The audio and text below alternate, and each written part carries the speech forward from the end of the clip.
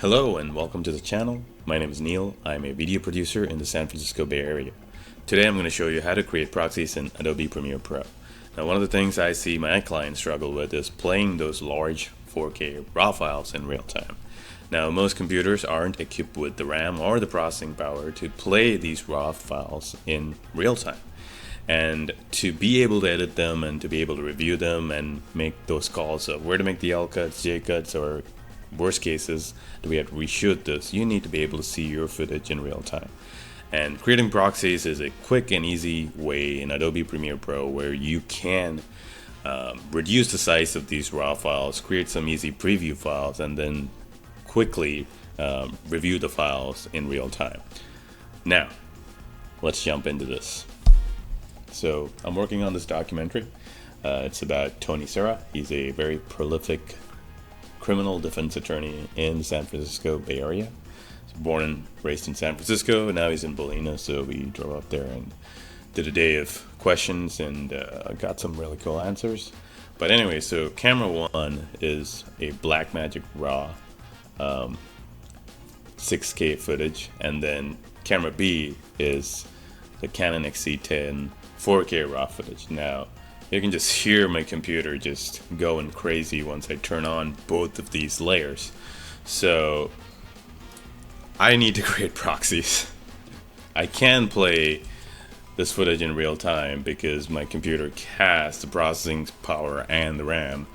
But, as you can just hear my machine going over there, I would much rather just create proxies and save my computer the hassle of playing this 4K file in real time.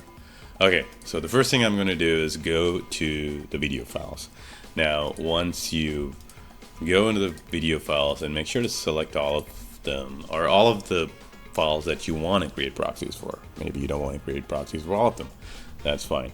So, pretty simple. Right click, go to proxy, and then create proxies. That's it. It's so simple. All you have to do is select the footage, right click, go to proxy, and create proxies. Well, not quite done, but the next window that pops up, it gives you some options about what kind of properties you want to give these proxies. Now, this is my default. I found that if you create proxies in ProRes, QuickTime Proxies, preset, the quality of the footage is good enough that it's not getting compressed too much that when you do color correct the footage, it looks more or less the same. Sometimes when you do go for the H.264 proxies, there's some subtle differences in color correcting, but ProRes, QuickTime Proxy, it's pretty good. So I usually go with ProRes QuickTime Proxy.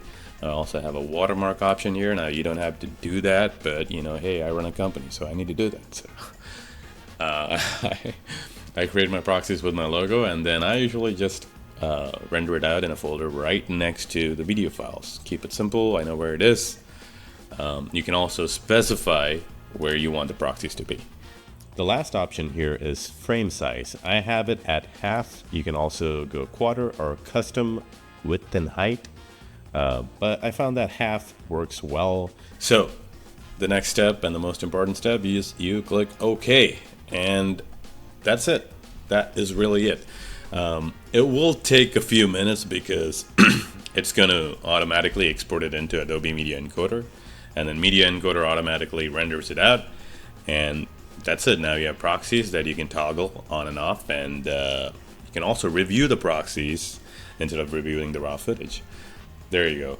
Like clockwork, it just like populates all the raw files and starts running the renders. Now, these files are pretty huge, so it's going to take a little bit for all these proxies to render out properly.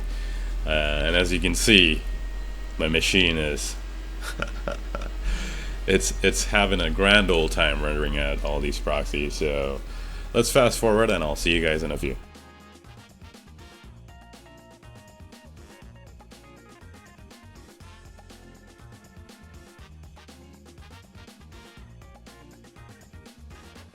Alright, so all my proxies have been rendered and I'm back in Premiere Pro.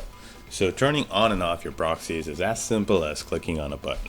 So all you have to do is click on the Toggle Proxies button, and you're viewing your proxies now. Now, as you can tell, like, it's really hard to distinguish between the proxy and the actual file. Even though it's a much compressed render, it still looks more or less the same. So that's another good reason why you have that logo on the bottom left there. Now, your computer is going to tell you immediately if you're playing the raw file or the proxies, but as a visual aid, it's helpful. Alright, now if you're wondering why you don't see that toggle proxy button on your button menu, it's because by default, Premiere Pro does not enable that button. So let me quickly walk you through how to add that button to your button list before we end this video. Okay, jumping back into Premiere Pro, we click on the button editor button here, and then on this list you should see the toggle proxy button. So all you have to do is just drag and drop it over here, and it'll just add that to your button menu. And that's it. Pretty simple, pretty straightforward.